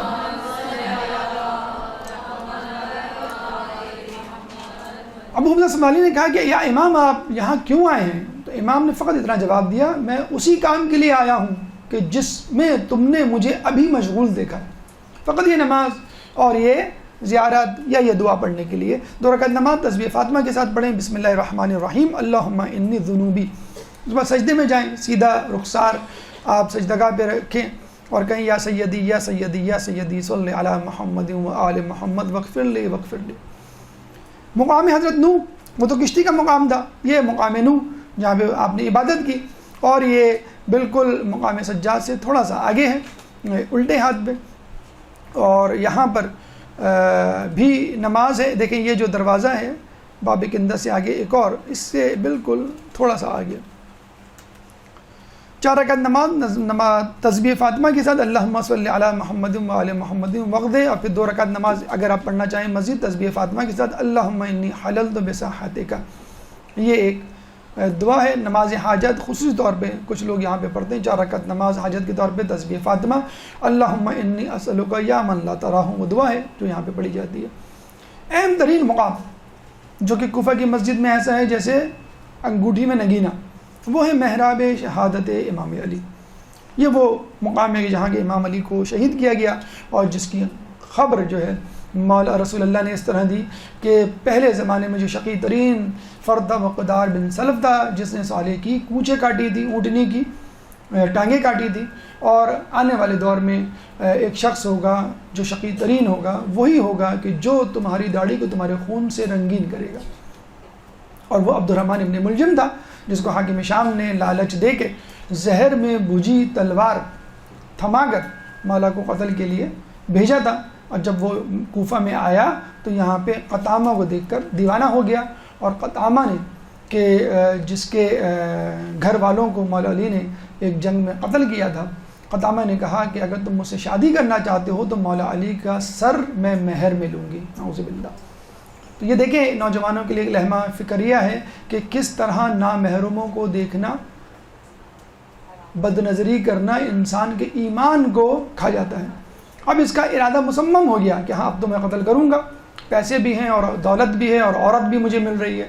چنانچہ وہ آیا اور مولا علی کو اپنی بے گناہی کا جسے کہتے ہیں کہ بتلانے کے لیے، یقین دلانے کے لیے ان کو اپنی تلوار پیش کرنے لگا. جیسے کہ مولا علی کو معلوم ہی نہ ہو، ان کو تو غیب کا علم تھا. جب اپنی تلوار دینے لگا تو فتن، تو مولا نے کہا کہ اگر تو مجھے تلوار دے دے گا تو قتل کس سے کرے گا؟ اب پریشان ہو گیا، گھبرا گیا، کہنے لگا مولا علی آپ مجھے ایسا سمجھتے ہیں، میں تو اہل بیت کا چاہنے والا ہوں، آپ کا محب ہوں. اگر آپ سمجھتے ہیں، شک ہے آپ کو کہ میں آپ کو قتل کروں گا، تو آپ اسی وقت اس تلوار سے مجھے قتل کر دیجیے. مولا نے کہا کہ مجرم کو جرم کرنے سے پہلے سزا کیسے دوں؟ دیکھیں مولا کو معلوم تھا، 100% معلوم تھا یہ کل فجر کے بعد مجھے قتل کرے گا، لیکن مولا نے کہا کہ جب جرم ثابت ہی نہیں، جسے کہتے ہیں نا کہ رسول اللہ کے بارے میں کہ فلاں فلاں فلاں، کہ رسول اللہ نے پوائنٹ آؤٹ کیوں نہیں کیا؟ رسول کے زمانے میں انہوں نے کچھ ایسا کیا ہی نہیں تھا. تو اسی طرح مولا نے کہا کہ تم نے جب جرم نہیں کیا تو میں سزا کس بات کی دوں؟ یہ ہے وہ عدل جو مولا نے دوسروں کے ساتھ بھی اپنا اور اپنی جان کو جوکھوں میں ڈال کر جو ہے وہ قتل کر دیا، اس کو جانے دیا اور اس کو موقع دیا. جو تم کرنا چاہتے ہو وہ کر لو، جو لکھا ہوا ہے شہادت وہ مجھے مل کے رہے گی. پھر یہی نہیں، فجر میں آ کے اٹھاتے نہ اٹھاتے، سوتا رہنے دیتے اور اس کی سازش تشت ازبام ہونے دیتے، آگے اس کو اٹھاتے ہیں کہ نماز پڑھو. اور وہ اپنی تلوار پیٹ کے بل لیٹا ہوا تھا اور تلوار جو ہے وہ اندر اس نے چھپائی بھی تھی. اور جب مولا علی جو ہے وہ سجدے میں جاتے ہیں تو وہ یہ بدبخت مولا علی کو ضربت لگاتا ہے. مولا علی نے جنگ احد میں اپنے بہادری کے کرشمے دکھائے، جنگ خیبر میں در خیبر کو اکھاڑا، جنگ احد میں غرض کوئی ایسی جنگ نہیں تھی جس میں آپ کے جوہر کرشمے سامنے نہ آئے، جس میں آپ کی وجہ سے فتوحات نہ ملی ہوں. لیکن مولا نے کبھی نہیں کہا کہ میں کامیاب ہو گیا، لیکن مولا پہ جب ضربت پڑی تو مولا نے کہا فزت برب کعبہ، کہ رب کعبہ کی قسم میں کامیاب ہو گیا.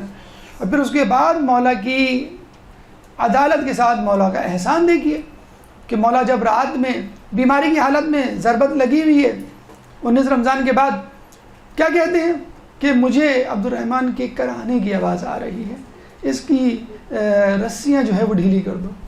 جب آپ کو 2 شربت پیش کیے جاتے ہیں تو کہتے ہیں کہ ایک شربت جو ہے وہ عبد الرحمن ابن ملجم کو دے دو، اور وصیت کرتے ہیں کہ میرے بعد اس کو بس ایک ہی ضربت لگانا جس طرح اس نے مجھے لگائی، اگر میں بچ گیا تو میں اس سے خود نمٹ لوں گا، ورنہ ایک ہی ضربت لگانا. تو آپ نے دیکھا کہ مولا جو دوسروں کے لیے قضاوت کرتے تھے، جو دوسروں کی جان بچاتے تھے، انہوں نے اپنی جان کو خطرے میں ڈالا اور اپنی شہادت کو جو ہے وہ قبول کر لیا، لیکن قضاوت اور ان اللہ یأمر بالعدل والاحسان سے 1 انچ جو ہے وہ انحراف نہیں کیا. یہ محراب شہادت امام علی ہے جہاں آپ کی ضربت لگی اور اس ضربت کے نتیجے میں آپ جو ہے 21 رمضان کو شہید ہوئے. یہاں پہ 2 رکعت نماز ہے، یا من اظہر الجمیلہ کر کے ایک دعا ہے جو یہاں پہ پڑھی جاتی ہے. مناجات امیر المومنین کوفہ میں، کوفے کی مسجد میں پڑھنے کا مزہ ہی کچھ اور ہے. دعا پڑھیں، لحن سے پڑھیں، اچھی قرأت سے پڑھیں، ترجمہ دیکھتے ہوئے اس کے مفہوم کو درک کرتے ہوئے پڑھیں تو مزہ ہی کچھ اور ہے. اللہم انی اسألک الامان مولایا یا مولایا انت المولا وانا العبد وهل يرحم العبد الا مولا. اے میرے مولا، اے میرے مولا، تو میرا مولا ہے اور میں تیرا غلام، اور کون رحم کرے گا سوائے مولا کے اپنے عبد پر. مولایا یا مولایا انت المالک وانا المملوک وهل يرحم المملوک الا المالک. اے میرے مولا، اے میرے مولا، تو میرا مالک ہے، میں تیرا مملوک ہوں، اور کون رحم کرے گا اپنے مملوک پہ سوائے اس کے مالک کے. مولایا مولایا انت العزیز وانا الذلیل وهل يرحم الذلیل الا العزیز. اے میرے مولا، اے میرے مولا، تو عزیز ہے، میں ذلیل ہوں، اور کون رحم کرے گا ذلیل پر سوائے کہ جو عزیز ہوں. 12واں مقام امام صادق علیہ السلام کہ اللہم صلی علی محمد و محمد.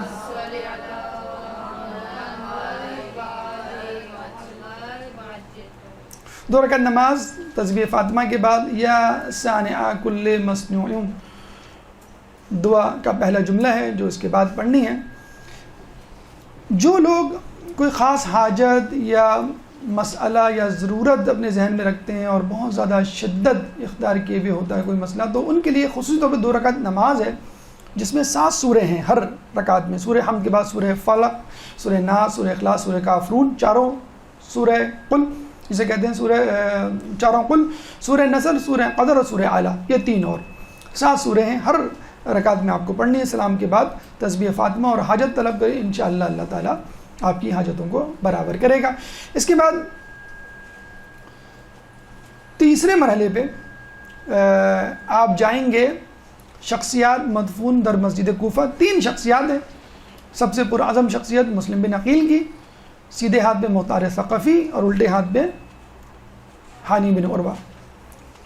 مسلم بن عقیل کے بارے میں آپ کو معلوم ہے مقدمہ دے کربلا کا، سفیر دے امام حسین کے. جب آپ کو بھیجا گیا تو آپ 2 راستہ شناسوں کے ساتھ کوفے جانے لگے. رستے میں دونوں راستہ شناس راستہ بھول گئے اور ہلاک ہو گئے. آپ نے امام حسین کو خط لکھا کہ بدشگونی ہو گئی، لگتا ہے کہ جانا مناسب نہیں، لیکن امام نے کہا نہیں اب تو اپنا سفر جاری رکھو. پھر ان کو ہرن ملا، اس کا شکار کیا تو وہ سمجھے یہ نیک شگونی ہے کہ مجھے کچھ کھانے کو ملا. لوگ کہتے ہیں کہ یہ بھی ایک طرح کی بدشگونی ہی تھی کہ آپ کو قتل کیا جائے گا کوفے میں. جب یہ گئے تو سرد بن سلیمان جس کے گھر میٹنگ ہوئی تھی اور جس نے کہا تھا کہ سب مل کر امام کو خط لکھیں، اور 18,000 خطوط لکھے گئے تھے. اتفاق سے وہ صاحب شیعان علی میں سے تھے لیکن گھر پہ نہیں تھے، تو مختار ثقفی کے گھر گئے. پورے کوفہ میں ہلچل مچ گئی. بشیر بن نعمان جو گورنر تھا لیکن قدر نرم دل گورنر تھا، اس نے کہا کہ جب تک یہ لوگ کچھ کارروائی نہیں کرتے مسلم بن عقیل اور ان کے ماننے والے، میں کچھ نہیں کروں گا. تو وہاں پہ جون نامی ایک غلام تھا ابن یزید کا، تو اس نے جا کے خبر دی اور یہ کہا کہ تم جو ہے کسی سخت آدمی ابن زیاد کو مقرر کرو ورنہ بشیر بن نعمان کچھ نہیں کرے گا. اور یزید ڈرتا تھا ابن زیاد کو مقرر کرنا کہ ابن زیاد خود خلافت پہ نظریں جھکائے جمائے بیٹھا تھا. اس نے کہا میں کیسے بھیجوں، اور میں نہیں سمجھتا کہ اگر میرا باپ زندہ ہوتا تو مجھے حکم دیتا. تو اس نے باقاعدہ خط نکال کے دکھایا کہ دیکھو تمہارے باپ نے خود لکھا تھا کہ کوفے کا گورنر ابن زیاد کو بنانا. تو اس نے ابن زیاد کو گورنر بنایا. اور جس طرح وہ داخل ہوا آپ کو معلوم ہوگا نقاب ڈال کر، تو لوگ سمجھے کہ امام حسین آ گئے. اس کے پیچھے پیچھے بالکل وہ حلیہ جس طرح پرانے زمانے میں عربوں کا یا ہاشمیوں کا تھا، وہ حلیہ بنا کر لوگ اس کے پیچھے پیچھے بھاگ رہے ہیں. سینکڑوں لوگ اس کے پیچھے بھاگے. جب وہ پیچھے پلٹا نقاب ہٹائی تو پتہ چلا ابن زیاد تھا. تو تمام لوگوں کے جو بڑے بڑے لوگ تھے ان کے چہرے اس نے دیکھ لیے. اس نے فوراً جو ہے وہ حکم دیا کہ مسلم بن عقیل کو گرفتار کیا جائے. مسلم بن عقیل کو پتہ چلا تو وہ فوراً منتقل ہو گئے ہانی بن عروہ کے گھر. قبیلہ مزہج کے سردار تھے.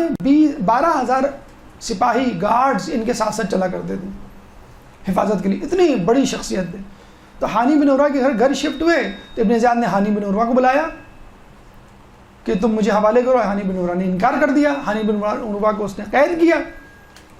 اور جب اس کا پورا قبیلہ آ گیا ہزاروں کی تعداد میں اس کو چھڑوانے کے لیے، تو اس نے جو ہے دارالامارہ کی پہلی منزل سے ہانی بن عروہ کا دیدار کروا دیا کہ دیکھو یہ میرے مہمان ہیں، قیدی تھوڑی ہیں. وہ بیچارے واپس چلے گئے. پھر بعد میں جو ہے مسلم بن عقیل کو اندازہ ہو گیا کہ اب ہانی بن عروہ جو ہے، لوگوں کو بھی اندازہ ہو گیا ہمارے ساتھ نہیں رہے، ان کو قتل کیا جائے گا. چنانچہ ہانی بن عروہ کا گھر چھوڑ دیا، لوگوں کو جمع کیا، دارالامارہ کی طرف آئے. لیکن وہاں پہ آہستہ آہستہ لوگ جو ہے چھٹنے لگے. اور ایک دفعہ مغربین کی نماز کے بعد ایک شخص نہیں بچا. مسلم بن عقیل بیچارے جو ہے کوفے کی گلیوں میں اکیلے گھوم رہے. ایک عورت طوعہ جو کہ اشد بن کندی کی سابقہ کنیز تھی، اس نے کہا کہ ایک شخص حالات خراب ہیں تو گھر چلا جا. کہنے لگا میں کیسے گھر جاؤں، میرا یہاں کوئی گھر نہیں. تو طوعہ نے پوچھا تو انہوں نے اپنا تعارف کروایا. تو نے ان کو گھر میں لیا. اشد بن کندی کا انہی عورت کا طوعہ کا بیٹا تھا محمد. جب اس کو پتہ چلا کہ مسلم بن عقیل میرے گھر میں، تو اعلام کی لالچ میں چلا گیا ابن زیاد کے پاس کہ بھئی وہ تو میرے پاس موجود ہے. چنانچہ 3,000 کی فوج بھیجی کہ جا کے مسلم کو گرفتار کر کے لاؤ. اور پھر بھی کوئی شخص ایسا نہیں تھا بہادر جو مسلم پہ قابو پا سکے. تو انہوں نے کہا کہ مسلم تمہیں ابن زیاد کے پاس لے چلتے ہیں، تم خود ہی اپنا معاملہ طے کر لو. جب لے چلنے لگے تو تلوار ہاتھ سے لے لی. تو مسلم بن عقیل نے کہا یہ پہلی بے ایمانی ہے جو تم نے کی، اور وہ بھاگ گئے کہ میرے ساتھ کیا ہونے والا ہے. اور جب وہ محل میں آتے ہیں تو ابن زیاد جو ہے ان کو قتل کرنے کا حکم دیتا ہے، اور وہ 3 وصیتیں کرتے ہیں کہ میرا جو قرضہ ہے وہ اتار دینا، میری لاش کی بے حرمتی نہ کرنا، اور امام حسین کو بتلا دینا کہ یہاں پہ حالات ٹھیک نہیں ہیں۔ بہرحال مسجد دارالامارہ کی چھت پر جو ہے وہ آخر مرتبہ زیارت پڑھتے ہیں، اور یہ پہلی زیارت تھی جو امام کے لیے پڑھی گئی، اور امام نے جو ہے وہ اس پہ لبیک کہا، لیکن جو ہے حالات کوفے کے مکمل طور پہ بدل چکے تھے۔ ہانی بن عروہ جیسے آپ کو معلوم تھا کہ ان کے بچانے میں پیش تھے، اسی لیے کہا یہ جاتا ہے کہ ہانی بن عروہ اور مسلم بن عقیل کو قریب ایک ہی دن شہید کیا گیا۔ تو ان کے قبیلہ مزہج نے خود ابن زیاد سے اجازت لے کے وہیں پر دارالامارہ کے قریب، دارالامارہ وہ محل ہے جہاں پر یہ ابن زیاد کی رہائش تھی، تو یہ بالکل کوفے کے ساتھ متصل ہے، تو وہیں پہ ان دونوں کی قبریں بنائی گئیں، ہانی بن عروہ کی اور مسلم بن عقیل کی۔ مختار ثقفی اگر آپ جائیں گے تو سیدھے ہاتھ پہ مختار ثقفی ہیں، بیچ میں جو ہے مسلم بن عقیل ہیں، اور الٹے ہاتھ میں ہانی بن عروہ ہیں۔ مختار ثقفی ابو عبیدہ ثقفی کے بیٹے تھے جو عراق بھیجے گئے تھے، وہاں پہ حکمرانی کرتے تھے خلیفہ کے دور میں، اور انہوں نے جو ہے یہ دعویٰ کہ وہ قسم کھائی تھی کہ میں کربلا کے قاتلوں سے بدلہ لوں گا، اور ان کی اس جمع مردی کو اور خطرے کو بھانپ کر سازش کو قیام کی۔ ابن زیاد نے ان کو قید میں ڈال دیا۔ جب وہ قید میں گئے، کہتے ہیں کہ اس زمانے میں لاکھوں کی تعداد میں لوگوں کو قید میں ڈالا گیا تھا، اور کوفہ جیسے میں نے آپ کو پہلے بتایا کہ سعد بن ابی وقاص کے ملیٹنٹ سپاہی تھے، شیعان علی نہیں تھے۔ شیعان علی تو اس زمانے میں مولا علی کے زمانے میں تھوڑے سے پیدا ہوئے تھے، لیکن وہ پھر بھی منورٹی میں تھے، اور آپ کو معلوم ہے کہ جو میجورٹی ہے وہ یہ دیکھ رہی ہوتی ہے کہ زور کس کا ہے، روب کس کا ہے، حکومت کس کی ہے۔ تو مولا علی کا روب تھا، حکومت تھی، تو شیعان علی کے ساتھ اور لوگ بھی شامل ہو گئے، لیکن جو خطوط لکھے گئے تھے 18,000 اس میں زیادہ تر غیر شیعہ افراد کے تھے، اور ابن زیاد نے جب لوگوں کو قید میں ڈالا تو تقریباً تمام شیعان علی یا تو وہ قید میں چلے گئے یا وہ کوفے چھوڑ کے چلے گئے۔ تو امام جب کربلا آئے تو اس وقت کوفے میں کوئی بھی شیعہ آزاد یا باہر یا صاحب حیثیت یا صاحب اقتدار یا صاحب حاکم نہیں تھا، کوئی حکم نہیں کر سکتا تھا، کوئی لوگوں کو جمع نہیں کر سکتا تھا۔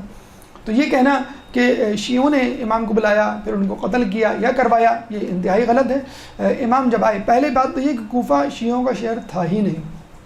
خلیفہ دوم کا یہ جملہ ہے کہ کوفیوں تم وہ سر ہو جن سے جو ہے میں نشانہ لیتا ہوں، تم میرے وہ تیر ہو جن سے میں نشانہ لیتا ہوں اپنے دشمنوں کا۔